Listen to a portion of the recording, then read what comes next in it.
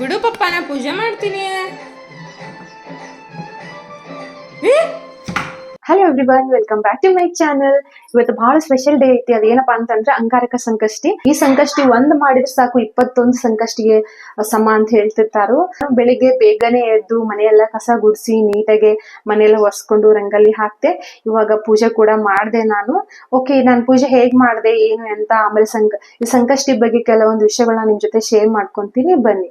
ಸಂಕಷ್ಟಿ ಚತುರ್ಥಿ ಪ್ರತಿ ತಿಂಗಳು ಬರ್ತದೆ. ಸಾಕ್ಷಾತ್ ಗಣೇಶ ದೇವರಿಗೆ ಸಂಬಂಧಪಟ್ಟಿದ್ದು. ಈ ಸಂಕಷ್ಟಿ ಟ್ಯೂಸ್ಡೇಗೆ ಬಂದ್ರೆ ಅದು ಅಂಗಾರಕ ಸಂಕಷ್ಟಿ ಅಂತ ಕರೀತಾರೆ. ಟ್ಯೂಸ್ಡೇ ಬಂದ್ರೆ ಅದು ಭಾಳ ಪವರ್ಫುಲ್ ಅಂತ ಹೇಳ್ತಾರೆ. ಅಂಗಾರಕ ಸಂಕಷ್ಟಿ ಪೂಜೆ ಮಾಡೋದ್ರಿಂದ ತುಂಬ ಬೆನಿಫಿಟ್ಸ್ ಐತಿ ಅಂತ ನಂಬಿಕೆ ಅದ.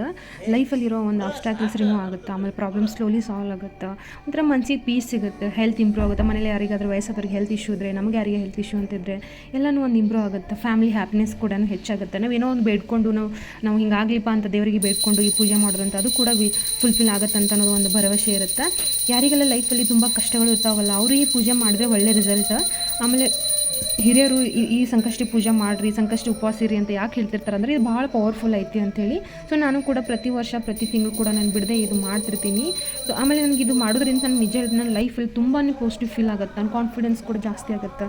ಎಷ್ಟು ಕಷ್ಟಗಳಾಗಲಿ, ಫೈನಾನ್ಸ್ ಇಶ್ಯೂ ಆಗಲಿ, ನನಗೆ ತುಂಬಾ ಸಾಲ್ವ್ ಆಗೈತಿ ಈ ಥರ ಮಾಡೋದ್ರಿಂದ.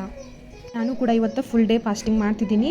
ಆಮೇಲೆ ಹೆಣ್ಮಕ್ಳು ಇದನ್ನು ಈವ್ನಿಂಗ್ವರೆಗೂ ಉಪವಾಸ ಮಾಡಿ ಪೂಜೆ ಮಾಡಿದರೆ ತುಂಬಾ ಫಲ ಸಿಗುತ್ತೆ ಅನ್ನೋ ಒಂದು ನಂಬಿಕೆ ಐತಿ. ಯಾಕಂದರೆ ಸಂಕಷ್ಟ ಮಾಡೋದ್ರಿಂದ ತುಂಬಾ ಫಲ ಐತಿ, ಎಲ್ಲರಿಗೂ ಗೊತ್ತಿರೋದು ವಿಚಾರನೇ ಇದೆ ಹೆಣ್ಮಕ್ಳಿಗೆ. ಆಮೇಲೆ ಈ ಫಾಸ್ಟಿಂಗ್ ಅಂದರೆ ಕೇವಲ ಊಟ ಮಾಡೋದು ಮಾಡದೇ ಇರೋದು ಅಷ್ಟೇ ಅಲ್ಲ, ಒಂಥರ ಮನಸ್ಸು ನಮ್ಮದು ಕಾಮ್ ಆಗಿರಬೇಕು, ಪಾಸಿಟಿವ್ ಥಾಟ್ಸ್ ಇರಬೇಕು, ದೇವ್ರ ಮೇಲೆ ಭಕ್ತಿಯಿಂದ ಇರಬೇಕು. ಜಾಸ್ತಿ ಈ ಟೈಮಲ್ಲಿ ಉಪವಾಸ ಇದ್ದಾಗ ದೇವ್ರದ್ದು ಅದು ಏನಾದರೂ ಸಾಂಗ್ ಕೇಳ್ಕೊತು ದೇವ್ರ ಬಗ್ಗೆ ಎಲ್ಲನೂ ಸ್ವಲ್ಪ ಯೋಚನೆ ಮಾಡ್ಕೊತಿರ್ಬೇಕು ಈ ಸಮಯದಲ್ಲಿ.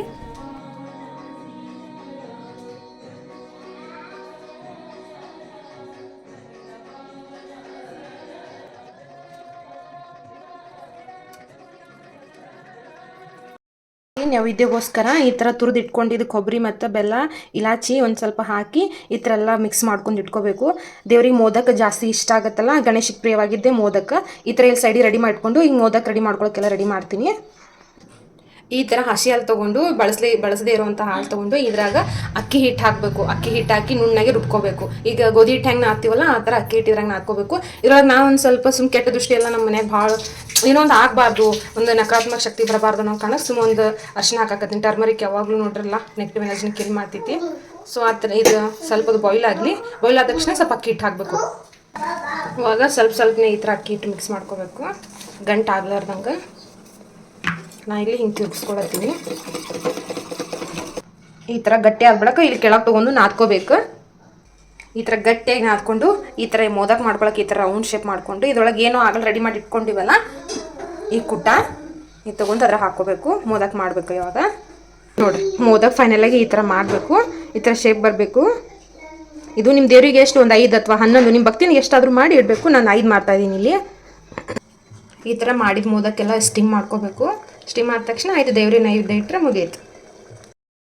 ಆಯ್ತು ನೋಡ್ರಿ, ನನ್ನ ಮೋದಕ ರೆಡಿ ಆಯಿತು. ಈ ಥರ ಮೋದಕ ರೆಡಿ ಮಾಡ್ಕೊಂಡು ಶ್ರೀ ಗಣೇಶಗೆ ಅರ್ಪಿಸಿದ್ರೆ ಮುಗಿತು. ಗಣೇಶ ಫೇವ್ರೇಟ್ ಆದ ನೈವೇದ್ಯ ಇದು. ಮೋದಕ ಅಂದ್ರೆ ತುಂಬಾನೇ ಇಷ್ಟ. ನನ್ನ ಈ ಅಂಗಾರಕ ಸಂಕಷ್ಟಿ ಪೂಜೆ ಇವತ್ತಿನ ದಿನದ ಹಿಂಗ್ ಮಾಡಿದೆ ನಾನು. ನೀವೆಲ್ಲರೂ ಎಲ್ಲ ಹೆಂಗ್ ಮಾಡಿರಿ ಅಂತ ಹೇಳಿ ನನ್ಗೆ ಕಮೆಂಟ್ ಅಲ್ಲಿ ತಿಳಿಸಿ. ಆಮೇಲೆ ನನ್ನ ಪೂಜೆಲ್ಲ ಏನಾದ್ರೂ ನಾ ಅಡಿಷನಲ್ ಆಗಿ ಇನ್ನೂ ಮಾಡ್ಬೇಕಿತ್ತ ನನ್ನ ಪೂಜೆಯಲ್ಲಿ, ನಾನು ಸರಿಯಾಗಿ ಮಾಡಿದ್ನಾ ಇಲ್ಲ ಅಂತೇಳಿ ಪ್ಲೀಸ್ ನನ್ನ ಕಮೆಂಟ್ ಅಲ್ಲಿ ತಿಳಿಸಿ. ಆಮೇಲೆ ನನ್ನ ವಿಡಿಯೋ ಇಷ್ಟ ಆಗಿದ್ರೆ ದಯಮಾಡಿ ನಿಮ್ಮ ಫ್ರೆಂಡ್ಸ್ ಅಂಡ್ ಫ್ಯಾಮಿಲಿಯಲ್ಲಿ ಶೇರ್ ಮಾಡಿ. ತಪ್ಪದೆ ಯಾರು ಹೊಸದಾಗಿ ನೋಡ್ತಾ ಇದ್ರೆ ನನ್ನ ಈ ವಿಡಿಯೋಸ್ನ ತಪ್ಪದೆ ಈ ಚಾನಲ್ನ ಸಬ್ಸ್ಕ್ರೈಬ್ ಮಾಡಿ. Thank you.